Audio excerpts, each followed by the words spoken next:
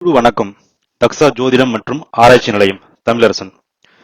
திதி சூன்யம்னா என்ன, திதிகள் எப்படி வேலை செய்யுது அப்படிங்கறத கடந்த சில வாரங்களா பார்த்துட்டு இருக்கிறோம்.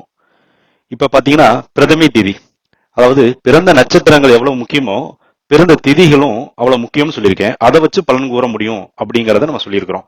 இன்னைக்கு நம்ம பாக்குறது பிரதமை திதி. பிரதமை திதிக்கு பாருங்க, துலாம் மற்றும் மகரம் திதி சூனிய ராசிகளை வருதுங்க. துலாம் வீடு பாத்தீங்கன்னா சுக்கிரன் வீடு உடையது, மகரம் பாத்தீங்கன்னா சனி உடையது. மகரத்துல பாத்தீங்கன்னா குரு நீசம் வராரு, துலாத்துல பாத்தீங்கன்னா சூரியன் நீசம் வராரு.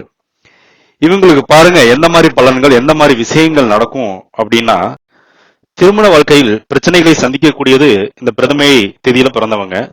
தந்தையை பிரிந்து வளர்ந்தவங்களும் இவங்களா தான் இருப்பாங்க. அப்படி இல்லை அப்படின்னா புத்திர தோஷம் உள்ளவர்களும் இந்த பிரதமை தேதியில் பிறந்தவங்க. இந்த மூணுல ஏதாவது ஒண்ணு நிச்சயமா இவங்க சந்திச்சிருப்பாங்க. தொழில் ரகசியங்களை தன்னுடைய பார்ட்னர்கள்ட்டையும் நண்பர்கள்ட்டையும் ஷேர் பண்ணி அது மூலமா ஏமாந்து போறவங்களும் இவங்க தான். ஸோ தொழில இருக்கும் பட்சத்தில் மிக கவனமாக இருக்கணும் அப்படின்னு பாத்துங்க.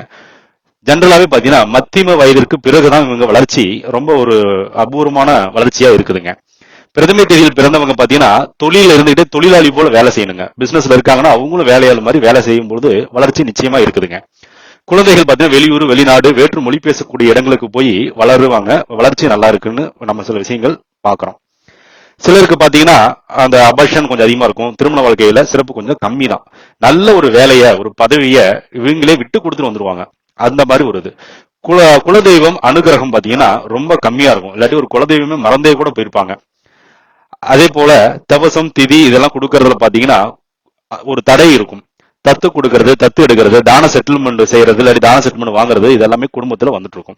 இவங்களுக்கு ஜென்ரலாவே தொழில் சார்ந்த அறிவு மிக அதிகமா இருக்கும். ஷேர் மார்க்கெட், மியூச்சுவல் ஃபண்ட் இது சார்ந்த அறிவுகள் நல்லா இருக்கும். ஆனா இவங்களுக்கு செட் ஆகாது. ஸோ இவங்க தன்னோட லைஃப் பார்ட்னர் பேர்ல கூட இவங்க தொழிலா இருக்கட்டும், ஷேர் மார்க்கெட்டா இருக்கும், லைஃப் பார்ட்னர் பேர்ல இவங்க பண்ணிக்கலாம்.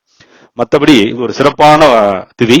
மத்தியம வயதுக்கு பின் மிக உயரமான இடத்துக்கு போகக்கூடியவங்களை நம்ம நிதர்சனமா பாக்குறோம். இந்த பிரதமை திதியில் பிறந்தவங்களுடைய எல்லாருடைய ஜாதகத்தையும் வச்சு அனலைஸ் பண்ணி பார்த்ததுல நம்மளுக்கு இந்த ஆன்சர் எல்லாம் கிடைச்சது. இதற்கான லாஜிக், இதற்கான தெளிவு எனக்கு கிடைக்கல அப்படிங்கிறப்ப என்னுடைய குருநாதர் தங்கமணியின் ஐயா அவர்கள்ட்ட போய் ரீச் பண்ணேன். அவர் எனக்கு கூகுள் மாதிரி, எனக்குன்ட்டு இல்லை, ஜோதிட வழிகாட்டுதல்ல அவர் ஒரு டான். அவரு தான் எனக்கு இந்த லாஜிக்கை கரெக்டா எக்ஸ்பிளைன் பண்ணாரு. அவருக்கு மிக்க நன்றி.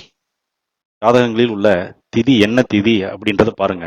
பிரதமை திதியா இருக்கும் பட்சத்தில் நான் கூறிய பலன்கள் எந்த அளவு கரெக்டா இருக்குன்றத கமெண்ட் செக்ஷன்ல கமெண்ட் பண்ணுங்க. நன்றி. வாழ்க வளமுடன்.